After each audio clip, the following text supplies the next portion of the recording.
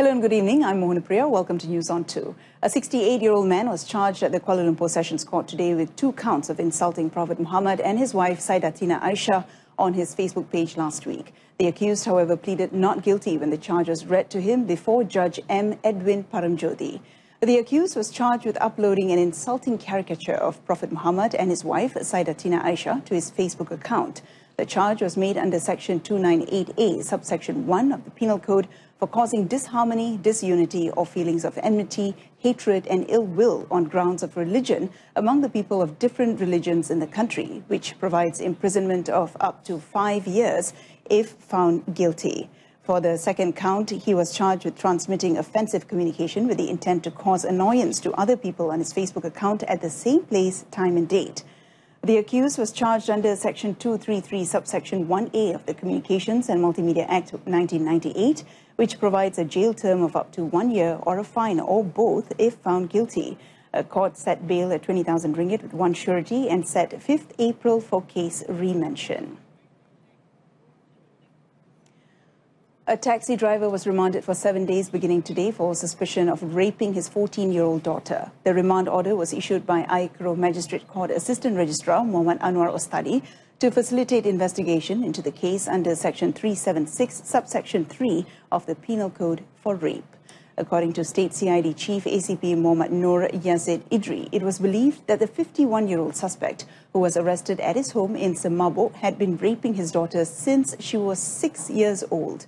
The case came to light after a teacher at the victim's school noticed her unusual behavior and that she was acting strange in the school.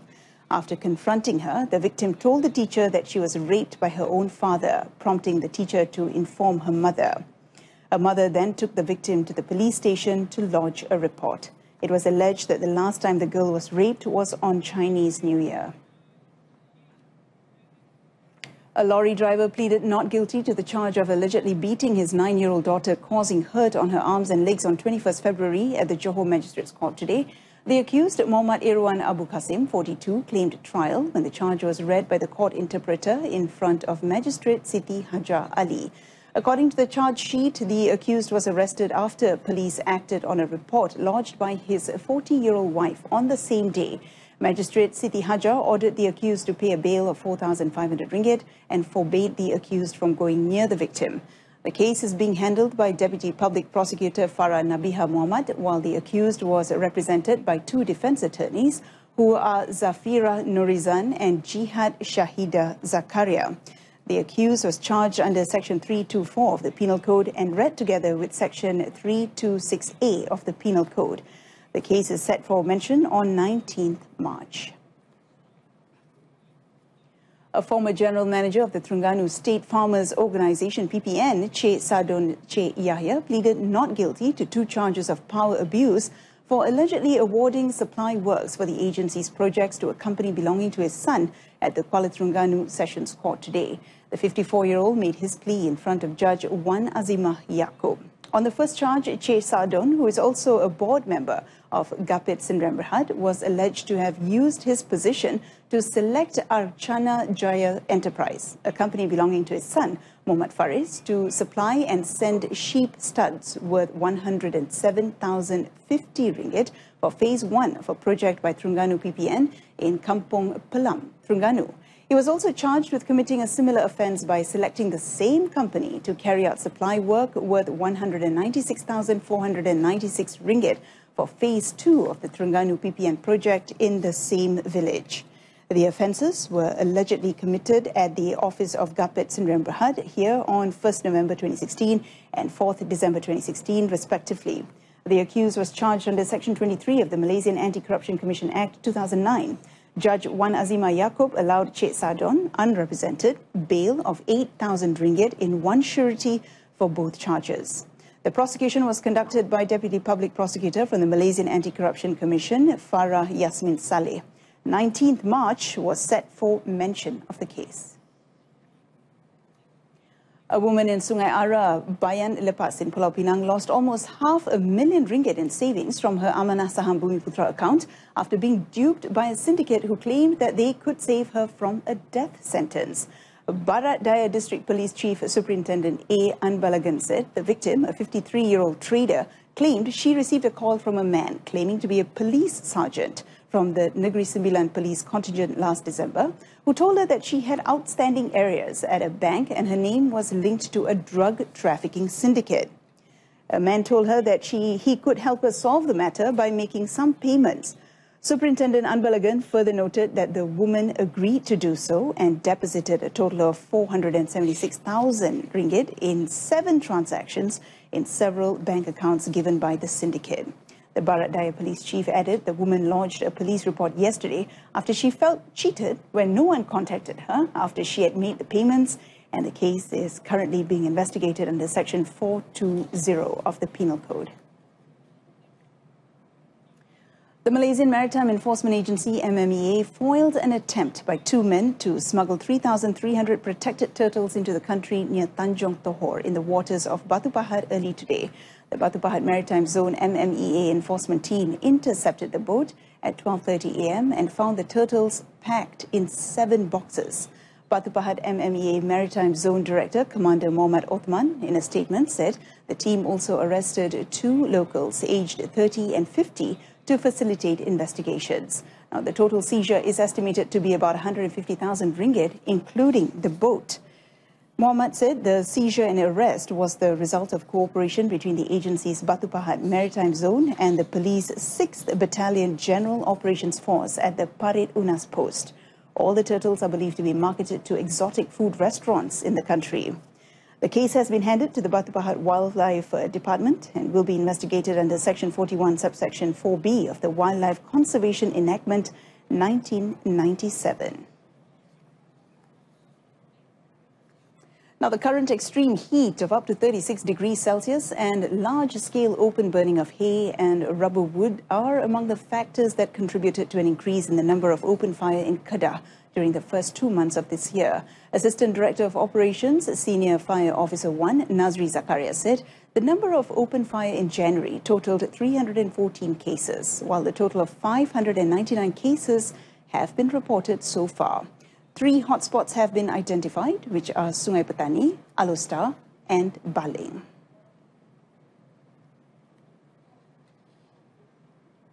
Keadaan ini kita haraplah dan kita mohon kerjasama semua penduduk, terutama di Kedah ni, supaya lebih berhati-hati dalam mengendalikan kebakaran. Terutamanya musim inilah petani-petani kita akan mengambil peluang untuk bakar jerami, ya. Nazri said the state has yet to reach the critical stage. He added that a total of 600 out of 800 officers and fire personnel have been assigned to douse the fire each day. Now, Kelantan Fire and Rescue Department Director Nazli Mohamud has advised people not to do open burning at their premises, homes or farms during the hot and dry weather. He said this was to prevent the fire from getting out of control and causing air pollution.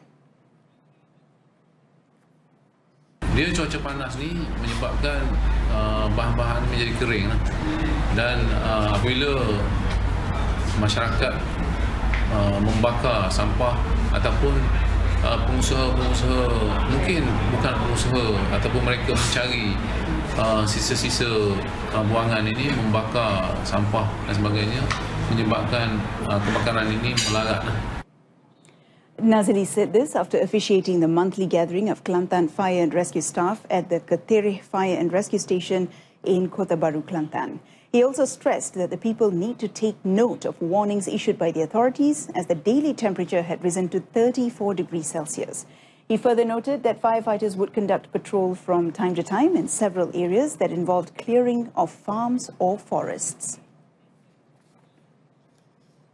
There is a need to improve and expand cooperation between industry players and institutions of higher learning to ensure a constant supply chain of skilled and educated human capital. The Deputy Youth and Sports Minister, Stephen Sim Chee Kiong, said this was proven by the success achieved through the collaboration between Institut Kemahiran Tinggi Belia Negara, IKTBN, Bukit Mertajam, and First Solar Malaysia Sdn Bhd in the field of mechatronics. Sim said the cooperation is a win-win situation for everyone, as industries will have the opportunity to employ skilled graduates who are equipped with on-the-job training.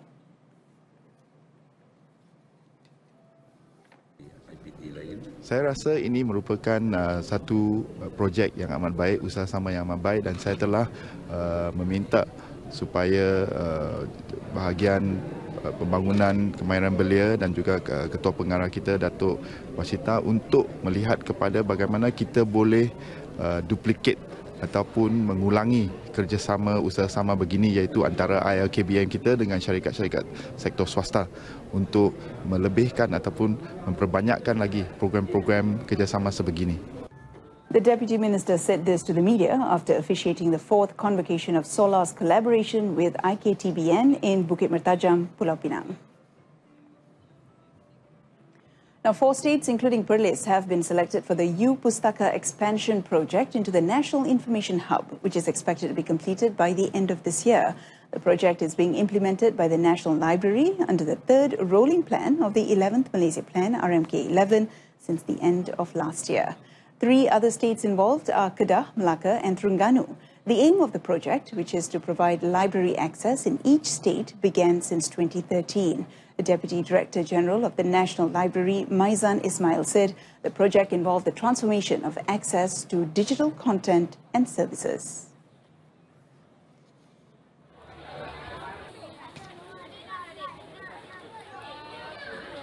Projek U-Pustaka ni kami telah jalankan pada awal 2013 lagi, yang merangkumi 8 buah perpustakaan khusus negeri, dan kali ini di bawah projek RMK 11 kami memperluaskan projek U-Pustaka ni kepada 4 lagi buah negeri. Maizan said this when met by reporters after attending the opening ceremony of the Perlis Book Fair and Reader Carnival. The book fair, which began on 23rd February and ends on 3rd March, will highlight a wide range of activities, including exhibitions and book sales participated by 25 publishing companies.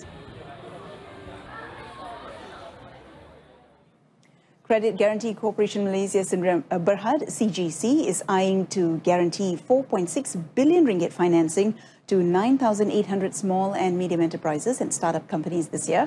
The figure was higher than last year's 3.7 billion ringgit guaranteed to about 9,000 SMEs across all sectors and industries. CGC today inked a portfolio guarantee agreement with Standard Chartered Sa'dik Malaysia to provide a financing scheme which will be delivered in 2 tranches, totaling 85 million ringgit. Now, Standard Chartered Malaysia is committed to 75 million ringgit for the development of local SMEs, while Standard Chartered Sa'dik commits to 10 million ringgit specifically to provide working capital financing to women entrepreneurs.